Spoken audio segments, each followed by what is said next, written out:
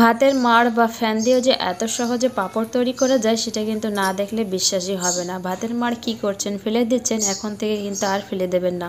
এই ভাতের মাড় বা ফ্যান দিয়ে পাঁপড় তৈরি করে 1 বছর পর্যন্ত সংরক্ষণ করতে পারেন। এটা বানানোও খুব সহজ, এটা খেতেও কিন্তু ভীষণ ভালো লাগে। বেশি টাকা খরচা করে বাজার থেকে পাঁপড় কিনে না এনে এভাবে কিন্তু খুব সহজে ঘরে তৈরি করে নিতে পারেন। এখানে আমি আগে থেকে রান্না করে ভাতের মাড় বা ফ্যান নিয়েছি। এবার এটাকে সেঁকে নেব। ভাতের মাড়ের উপরে অনেক সময় সর পড়ে যায়, সেই সরটাকে এভাবে সেঁকে নেব। দেখেই বুঝতে পারছেন একটা ছাঁকনি দিয়ে এটাকে সেঁকে নিয়েছি। এবার এর ভিতরে দিয়ে দিচ্ছি 1/2 কাপ ময়দা। আমি কিন্তু এখানে 1 কাপ ভাতের মাড় নিয়েছি, তার সাথে 1/2 কাপ ময়দা দিয়ে দিলাম। আর এটাকে খুব ভালোভাবে মিশিয়ে নেব যাতে এর ভিতরে দলা দলা ভাব না থাকে। এই মিশ্রণটার ভিতরে যদি দলা দলা ভাব থাকে তাহলে এটাকে ছাঁকনি দিয়েও সেঁকে নিতে পারেন। আর এই ব্যাটারটা ঠিক এরকম হবে, ঘনও হবে না, পাতলাও হবে না। ব্যাটারের ভিতরে হাতা ডুবিয়ে এভাবে আঙুল দিয়ে টান দিলে এরকম হয়ে গেলে তাহলে বুঝতে হবে ব্যাটারটা পারফেক্ট হয়েছে। এখান থেকে অর্ধেকটা ব্যাটার আমি আলাদা করে নিলাম। আমি এখানে একটা পাঁপড়ের ব্যাটার দিয়ে 2 রকমের পাঁপড় তৈরি করে দেখাবো, তার জন্য এটাকে অর্ধেকটাও আলাদা আলাদা করে নিয়েছি। আর এর ভিতরে দিয়ে দিচ্ছি সামান্য পরিমাণে জিরে, চিলি ফ্লেক্স আর ধনেপাতা। আর এগুলোকে একসঙ্গে খুব ভালোভাবে মিশিয়ে নেব।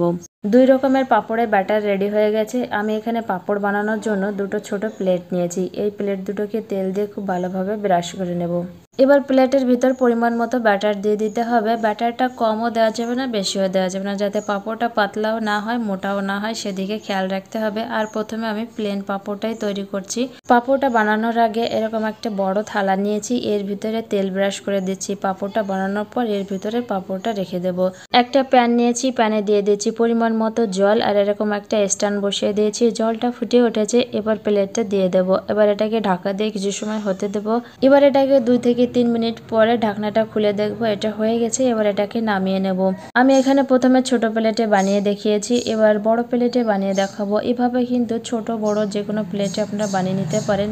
এটা ঠান্ডা হয়ে যাওয়ার পর চাকু দিয়ে প্রথমে চারপাশে এভাবে ছাড়িয়ে নেব, তারপর এটাকে তুলে নেব। তবে এটা কিন্তু একটু সাবধানে তুলতে হবে যাতে ছিঁড়ে না যায়।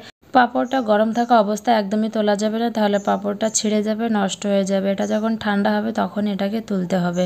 এটা দেখেই কিন্তু বুঝতে পারছেন এটা একদম পাতলাও হয়নি, একদম মোটাও হয়নি, একদম ঠিকঠাক মতো তৈরি হয়ে গেছে। যে বড় থালা তেল ব্রাশ করে রেখেছিলাম সেই থালার উপরে এবার এটাকে রেখে দেব। প্রথমে প্লেন পাঁপড়টা তৈরি করে দেখিয়েছি, এবার জিরে, চিলি ফ্লেক্স, ধনেপাতা মেশানো পাঁপড়টা তৈরি করে দেখাবো। আর এই পাঁপড়টা কিন্তু একইভাবে তৈরি করতে হবে। পাঁপড়টা ওঠানোর পর যদি মনে হয় প্লেটে পাঁপড় লেগে যাচ্ছে তাহলে কিন্তু প্লেটে মাঝে মাঝে তেল ব্রাশ করে নিতে হবে।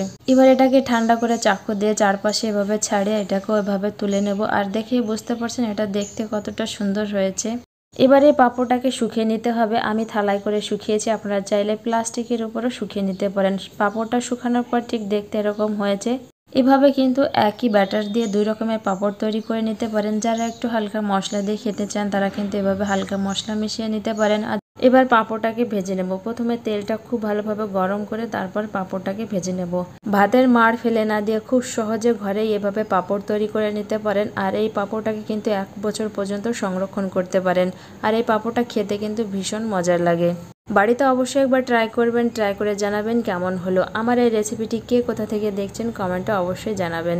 এটা হচ্ছে গোটা মশলার পাঁপড়, দেখেই বুঝতে পারছেন কতটা সুন্দর হয়েছে। আর এটা হচ্ছে সাদা পাঁপড়, যেটা এখানে আপনারা আপনাদের পছন্দ মতো পাঁপড়টা তৈরি করতে পারেন। এর ভিতরে ফুড কালারও দিতে পারেন, আপনাদের পছন্দ মতো মশলাও অ্যাড করতে পারেন।